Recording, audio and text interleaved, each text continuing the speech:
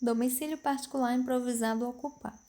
É aquele domicílio que pode estar localizado em edificação que não tenha dependências destinadas exclusivamente à moradia, por exemplo, dentro de um bar, uma loja, um depósito, um escritório, etc. Uma estrutura móvel em calçadas, praças ou viadutos, ou em abrigos naturais, como grutas ou cavernas. Atenção! Vale lembrar que os domicílios improvisados só serão registrados se, na data de referência, estiverem ocupados por moradores, estando ou não presentes no momento da visita. Caso contrário, eles não devem ser registrados. Atenção!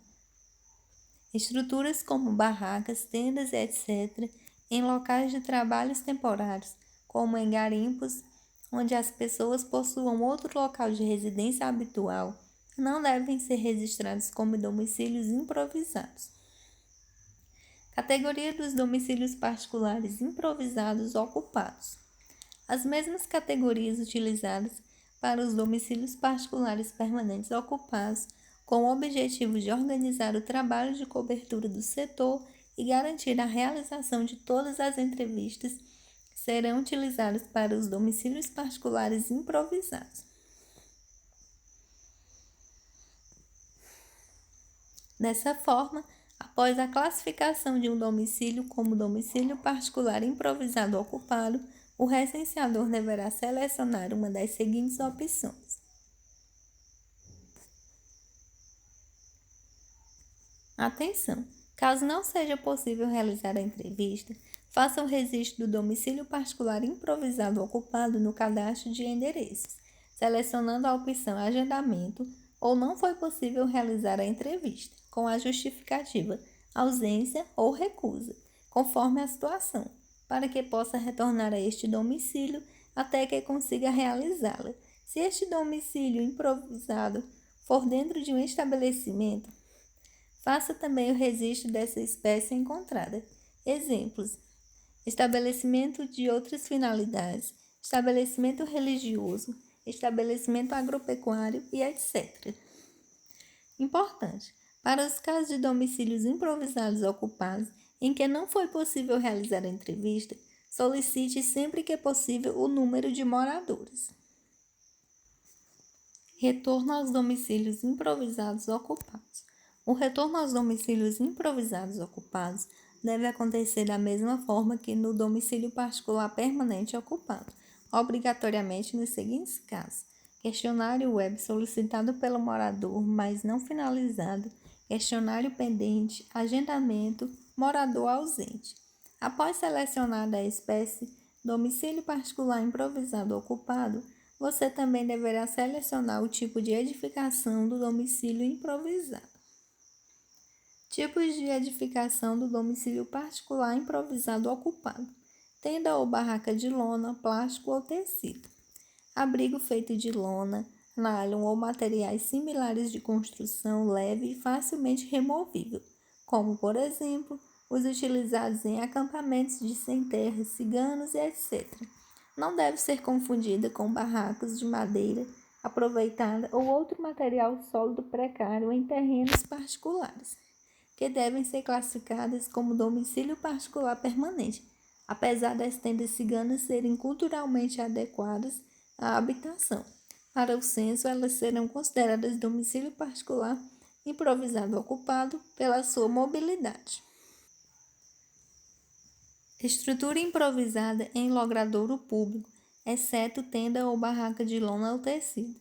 Essa categoria abarca construções de tapume, lata, zinco, tijolos ou outros materiais, em calçadas, praças, viadutos e etc. Dentro de estabelecimento em funcionamento, espaço não destinado à moradia ou simplesmente uma acomodação, cama, colchão ou saco de dormir, dentro de um estabelecimento. Estrutura não residencial permanente degradada ou inacabada, aplicada às estruturas industriais ou comerciais abandonadas ou inacabadas que estejam servindo como moradia sem a devida adaptação. Inclui fábricas, galpões, prédios, escritórios, etc.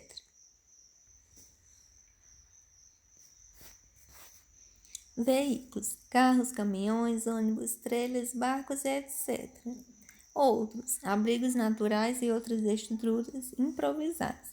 Qualquer dependência que não tenha finalidade de moradia, mas que esteja servindo como tal. Exemplo: gruta, cachoeira, ruínas de construções não residenciais, paiol, etc. Atenção! Não confundir estrutura residencial permanente degradada ou inacabada, que é considerada domicílio particular improvisado ocupado, com estrutura residencial permanente degradada ou inacabada, que é considerada domicílio particular permanente. Atenção! Quando os moradores residem em cômodos exclusivamente destinados à moradia, localizados aos fundos ou acima de estabelecimentos comerciais em funcionamento, deve-se classificar como um domicílio particular permanente. A classificação de domicílio improvisado dentro de estabelecimento comercial deve ser aplicada apenas quando os moradores residem em cômodos utilizados pelo próprio estabelecimento, como, por exemplo, nos casos de casas de pessoas residindo em depósitos de loja, cozinha de bares, etc. Domicílio coletivo é uma instituição ou estabelecimento onde a relação entre as pessoas que nele se encontravam, moradoras ou não, na data de referência era restrita a normas de subordinação administrativa. Pode ser classificado como com ou sem morador. Os domicílios coletivos podem, portanto, ser classificados em duas espécies distintas: domicílio coletivo com morador e domicílio coletivo sem morador. Tipos de edificação para os domicílios coletivos: abrigo, albergue ou casa de passagem para população em situação de rua, abrigo, casas de passagem ou república assistencial para outros grupos vulneráveis, migrantes, refugiados, etc. Clínica psiquiátrica, comunidade terapêutica e similar, instituição de internação por motivos psiquiátricos ou de dependência química, asilo ou outra instituição de longa permanência para idosos, orfanato e similar, unidade de internação de menores, hotel ou pensão, penitenciária, centro de detenção e similar, alojamento de trabalhadores, quartel ou outra organização militar. Outro. Atenção!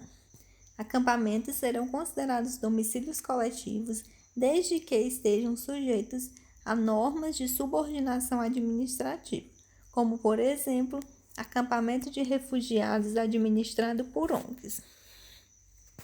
Para ser considerado domicílio coletivo com morador, tem que existir pelo menos um grupo familiar ou um indivíduo nele residindo.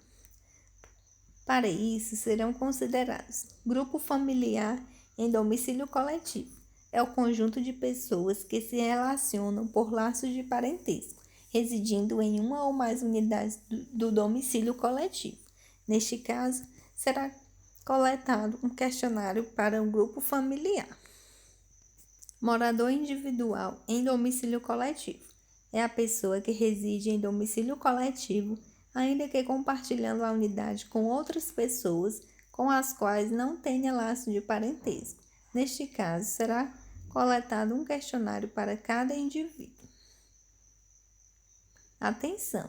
Só considere a espécie domicílio coletivo com morador depois da realização da entrevista.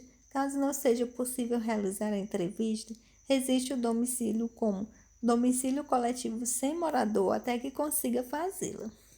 Considerando que os domicílios coletivos são estabelecimentos com normas administrativas de convivência, eles podem atender também à caracterização de outras espécies.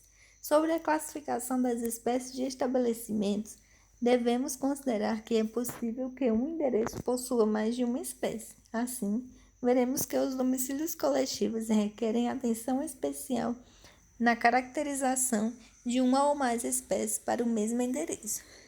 Para o preenchimento do formulário de domicílio coletivo, consulte o capítulo 5, Entendendo o formulário de domicílio coletivo, no manual da entrevista. Na próxima aula, veremos estabelecimento.